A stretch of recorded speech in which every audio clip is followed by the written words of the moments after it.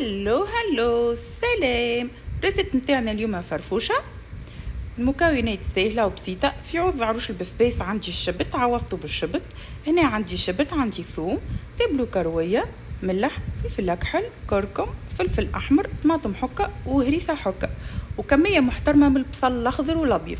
ولهنا عنا الكسكسي ذا إذا تعيشوا في السعودية تلقاوه بختورة. بالنسبة للصوص متاعنا نحطو الزيت ونحطوا كل شيء يتقلى مع بعضه. لهنا البصل خليت شويه بصل باش نفوروا من بعد مع الشبت ابخوبو الشبت.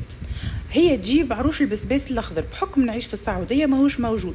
صدقوني التجربه خير دليل، جاي فاوح فاوح فاوح. انا واحده من الناس استغربت اللي الفرفوشه جات بالشبت، حاجه روعه.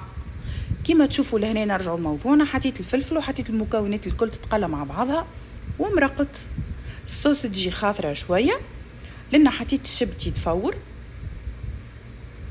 وحطيت معاه كمية البصل اللي خليناها في أول الفيديو باش يسيبك البنة ويسيب المطعم متاعه.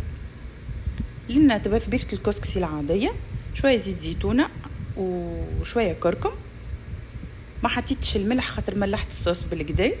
ولهنا نزيدوا الماء نفركوه بالكدا. شوفوا الصوص كيفاش خاطرة جات وعاقدة، وهذاك هو المطلوب.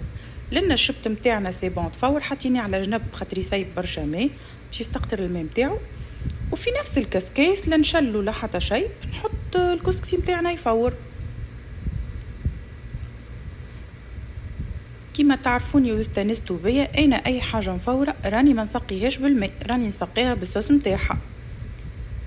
ايبا الكسكسي متاعي سقيته بالصوص متاعو، رجعته يفور تفويرتين وسي بون. حضر نحطوا عليه الشبت متاعنا ونبداو نفركوا فيه بشويه بشويه، خاطر كيما تشوفوا جاي مكبد، دونك لازمنا نحلوه بشويه بشويه وندخلوه مع الكسكسي باش يجينا مفرك ويجينا باهي. نبداو نسقيو فيه ونحركوا. بنة الصوص متاع الفرفوشه حاجه روعه. لنا سي بون الكسكسي متاعنا حضر، نحطوا شويه صوص في الوجه ونزينوا باللي عنا فلفل زيتون، فلفل برعبيد، فلفل مسير، اللي تحبوا نتوما. انا لهنا اللي عملت فيه لا قديد لا لحم لا حتى شيء. سي بون هكا حاجه بنينه برشا. نحنا في جهتنا نقولوا على الفرفوشه فرفوشه، مثال درحميتي يقولوا عليها بثبيثه. وانتم مكتبوا لي في الكومنتات شنو تقولوا. سلام.